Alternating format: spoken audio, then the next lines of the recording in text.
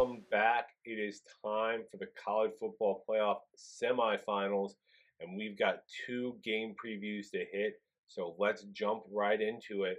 We are starting with the Capital One Orange Bowl. We've got Notre Dame and Penn State. So along with the Sugar Bowl, this is one of the oldest bowl games. It's the second oldest, just behind the Rose Bowl. Always been held in the Miami area. It was an ACC against either SEC, Big Ten, or Notre Dame game until it moved into the college football playoff rotation. There's been three semifinals at the Orange Bowl before: Clemson, Alabama, and Georgia all coming out with wins. And Notre Dame's actually 2-3 in this game. Penn State's 4-1. These guys have faced each other before. This is the 20th meeting between the two schools. Each team's won 9 times. There's been one tie. They last faced in 2007. Penn State won that game 31-10. But Notre Dame comes in as the favorite in this one. And we're going to look at Jeremiah Love as a player to watch here. Notre Dame's 3rd in the nation in points per game. They're 43rd in yards per game, but they're 12th in the rush. Jeremiah Love was beat up last game, but he's been great for Notre Dame. 1,076 yards, 16 touchdowns this year. If he can be full health, that's going to be huge for them.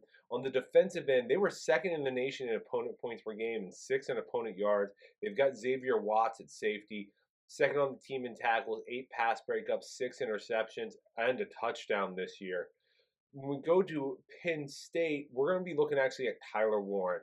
Penn State was 18th in the nation in points per game. Their ground game with Katron Allen and company was definitely the stronger part, sitting 16th in the nation. But their passing game is really based on Tyler Warren. He even received Heisman votes this year.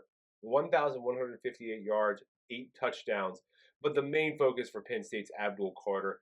Penn State was 5th in the nation in bonus points per game and 5th in yards per game. Abdul Carter had 11 sacks, 3 pass breakups, and 2 forced fumbles this year. But so Notre Dame didn't produce much offense last game. It was a 3-3 game with 39 seconds left in the half when Notre Dame kicked a field goal. On the next drive, they forced that fumble, scored a touchdown, one play, 13 yards. And then to start the second half, they returned a kick. Basically, 13 of the 23 points is scored in 54 seconds. Now they face a defense as strong, if not stronger, than Georgia with Penn State. Meanwhile, Penn State's rolled in the first 2 games, but they've not faced a level of defense like this. Penn State's a heavy running team, but Notre Dame can shut that down. Drew Allar is going to struggle some with this defense. I think we're going to get a low-scoring slugfest. I do lean Notre Dame win, but I'm going to take the under. We're going under 45.5, minus 116 on ProfitX. And then we've got the Goodyear Cotton Bowl Classic. It's Ohio State and Texas. This game actually began in 1937, played in the Cotton Bowl until 2009. In 2010, they moved to AT&T Stadium. And man, this game's had some great MVPs along the way. Sammy Ball, Y.A. Tittle, Doak Walker, Ernie Davis, Joe Montana, Bo Jackson, Troy Aikman, Keyshawn Johnson, Steve Sarkisian, who's coaching for Texas, and Eli Manning, all MVPs of the Cotton Bowl. Texas is actually 11-10-1 at the Cotton Bowl. Ohio State is 2-1. This is going to be the 4th time these two teams have met. The last one was the 2009 Fiesta Bowl. It was a top 10 battle. Texas scored a touchdown pass from Colt McCoy with 16 seconds left to win that game. Texas is 2-1 all time against Ohio State. And for Ohio State, though, they're the favorite in this game, and their player to watch on offense is going to be Will Howard. They were 6th in the nation in points per game. They're 22nd in yards per game. They're 49th in the run, 28th in the pass. And Will Howard completed 72.6% of his passes for 3,490 yards and 32 touchdowns this year. They intercepted just 9 times. He also has 7 rushing touchdowns. Another player to watch is JT Tuimoloau. Great defensive end, and I know I butchered his name there. But Ohio State was 1st in the nation in opponents' points per game, 1st in yards per game. JT's been great. 10 sacks this year, 3 pass breakups, and 2 forced fumbles.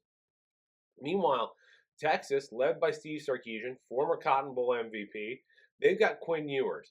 15th in the nation in points per game, 12th in yards per game. They were 13th in the pass. Quinn Ewers completed 66.5% of his passes for 3,189 yards and 29 touchdowns. He ran 2 in. He also does have 11 interceptions, though. On defense, though, Texas was third in the nation in opponent points per game, third in opponent yards per game. They were third against the pass. Jahdae Barron's been great for them. Fourth on the team in tackles, 11 pass break. Fourth on the team in tackles, having a sack, 11 pass breakups, 5 interceptions, and a fumble recovery.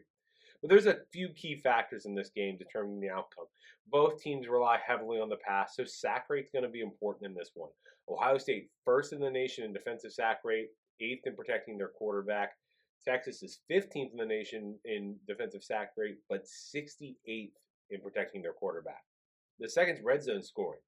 These are two of the top red zone defenses this year, but Ohio State's 47th in red zone scoring. Texas is 108th. Finally, there's giveaways. Texas is 86th in the nation in giveaways. Ohio State's 19th. We're going to take Ohio State -5.5, -105 on Caesars. So we're taking the under 45.5 in Notre Dame, Penn State. We're taking Ohio State -5.5. If you like this content, hit that like button, share it, subscribe. We're going to be back in our next video with a national championship preview. We'll also have a video on the best bowl games and the worst bowl games of bowl season. We'll be looking ahead. We'll have another top 25 at the end of the year, and then we're going to start talking about the NFL draft. See you then.